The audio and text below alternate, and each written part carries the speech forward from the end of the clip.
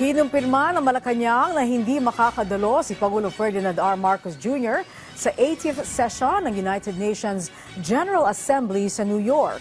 Samantala, inanunsyo naman ng DBM na manggagaling sa Office of the Executive Secretary ang pondo ng Independent Commission for Infrastructure. Si Kenneth Pasyente sa Sentro ng Balita Live. Angelique, mahigpit na pagtutok sa isyu ng bayan. Yan yung naging dahilan kung bakit hindi natutungo si Pangulong Ferdinand R. Marcos Jr. sa United Nations General Assembly sa New York.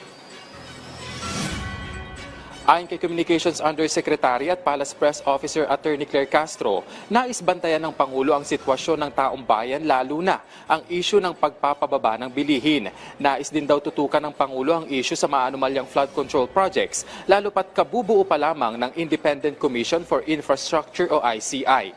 Nilinaw din ng palasyo na walang koneksyon sa isasagawang kilos protesta. Sa September 21 ang naging desisyon ng Pangulo.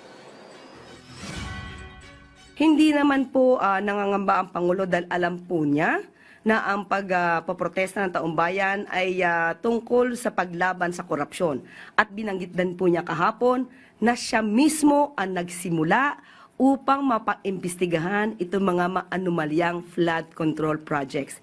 So hindi po nangangamba ang Pangulo sa gagawing protesta dahil alam po niya na ang magpoprotesta dito ay kakampi rin po niya, kakampi sa kanyang adhikain. Dahil sabi nga po niya kahapon, kung hindi siya presidente, malamang ay makakasama rin siya sa pagprotesta laban sa korupsyon.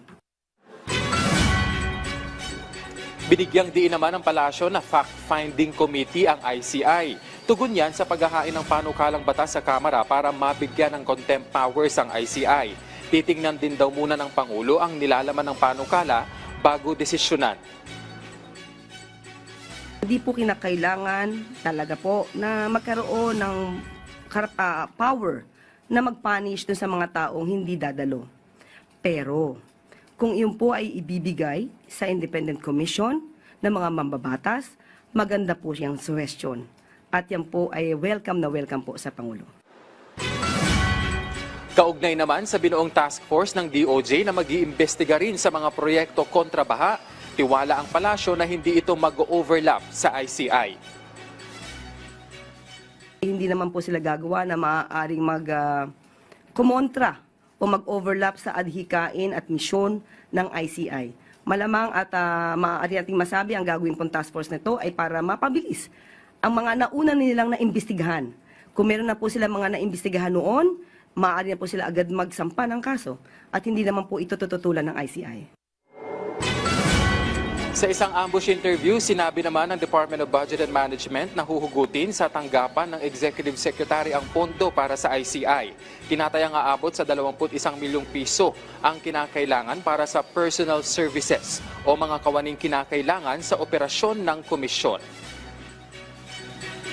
Pag hindi na kaya, they will request from us. So i-charge natin to sa contingent fund for the MOE and capital outlays for their operations. PS, we are already working on their structure.